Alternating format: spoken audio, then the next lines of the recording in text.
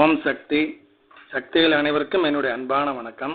சக்தியில இந்த இன்னல் தீர்க்கும் இருமுடி இதில் பாருங்க, அம்மா சொல்றாங்க, குழந்தை வரம் வேண்டி என்னிடத்தில் வருபவர்கள் கணவன் மனைவி இருவரும் சக்தி மாலை அணிந்து முறைப்படி விரதமிருந்து இருவரும் ஒன்றாக இருமுடி கொண்டு செலுத்த வேண்டும் அப்படின்னு அம்மா சொல்றாங்க.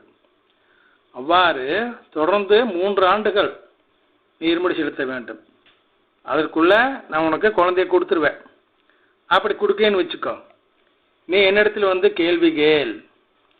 நீ சொன்ன மாதிரி நான் 3 வருஷம் உனக்கு இருமுடி கொண்டு செலுத்தினேன், கணவன் மனைவி 2 பேருமே, நீ ஏமா எனக்கு குழந்தை கொடுக்கல அப்படின்னு நீ என்னிடத்தில் வந்து கேள்வி கேள் அப்படின்னு அம்மா சொல்லிக்கிறாங்க சக்தியில. அதனால இந்த இன்னல் தீர்க்கும் இருமுடியில குழந்தை வரம் வேண்டி அம்மாவிடம் செல்பவர்கள் கணவன் மனைவி இருவரும் சக்தி மாலை அணிந்து இருமுடி செலுத்த வேண்டும். ஒருத்தர் போயிட்டு இருந்தா பிரயோஜனம் இல்லை, ரொம்ப லேட் ஆகும் சக்தியில, புரிஞ்சுக்குங்க. அடுத்து இதுக்கு ஆதாரம் இருக்குதா? இருக்குது சக்தியில. எங்க ஊர்லயே 10 ஆண்டுகள் மனைவி மட்டுமே இருமுடி கொண்டு வந்து செலுத்துவார், கணவன் வரமாட்டான். அப்புறம் 10 ஆண்டுகள் கழித்து நல்ல நேரம் வந்துருச்சு, அவனும் வந்து இருமுடி போட்டுட்டு வந்தான். கணவன் மனைவி 2 பேரும் வந்து இருமுடி செலுத்தினாங்க. எப்போ? 11ஆவது ஆண்டு. அப்போ அந்த ஆண்டே அவர்களுக்கு ஆண் குழந்தை பிறந்தது. இப்போ முதலே வந்திருந்தா, முதலே பிறந்ததுக்கு மேலே சக்தியில இப்போ தப்பு யார் மேலேங்க? பக்தன் மேலையா பராசக்தி மேலையா? பராசக்தி ஒரு காலம் தவறு செய்வதே இல்லை, பக்தன் தான் தவறு செய்கிறான். நம்பிக்கை இல்லை அப்படி இப்படின்னு எதாவது சொல்லிக்கிட்டு வராம அவனுக்கு அம்மா கொடுக்க காத்திருக்கும் வாய்ப்பை அவனே அவன் இழக்கிறான், தனக்குத்தானே செய்வனை வச்சுக்கிறான். அடுத்த சக்தியில இந்த இருமுடியில நம்ம பூஜை பொருள் எல்லாம் ஒரு இருமுடியில் போட்டு கட்டுறோம்.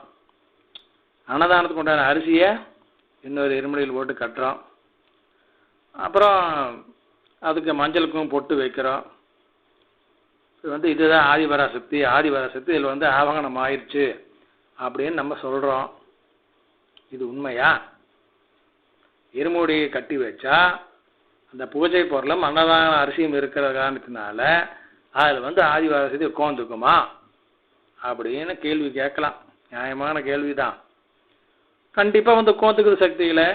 அந்த இருமுடியில் கட்டி வைக்கப்பட்ட இருமுடியில் ஆதிபராசக்தி வந்து ஆபகனம் ஆகிறது, அதில் கோந்துருக்குது, விளையாட்டு இல்லைங்க சக்தியில்.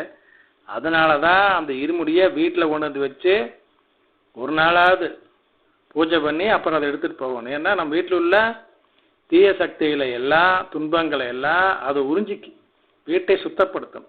அப்புறம் நீ அதை கொண்டு போய் மருவத்தில் கொண்டு பிரிக்கும் பொழுது அந்த தீமையிலெல்லாம் ஓடிவிடும், வீடு சுத்தமாயிடும். அதுக்காகத்தான் இருமுடி வீட்டில் கொண்டு வந்து வச்சு பூஜை செய்வது சக்தியில. அடுத்தது, இப்படிப்பட்ட இந்த இருமுடியை சொன்ன குழந்தை வரம் வேண்டி அந்த 2 பேர் வரணும், 3 ஆண்டுகள் செலுத்து அப்படின்னு சொன்னேன். அதுக்கு ஆதாரம் இருக்கிறவங்க இருக்குன்னு சொன்னேன். அடுத்தது, ஆதிபராசக்தி இருமுடி பையில கட்டி வைக்கப்பட்ட இருமுடியில் ஆவகனம் ஆயிக்குதா அப்படின்னு கேட்டதுக்கு ஆமாம் ஆவகனம் ஆயிடுது, அதில் ஆதிபராசக்தி உட்காந்துக்குன்னு சொன்னேன். இதற்குண்டான ஆதாரங்களை சொல்கிறேன் கேளுங்கள். ஓம் சக்தி.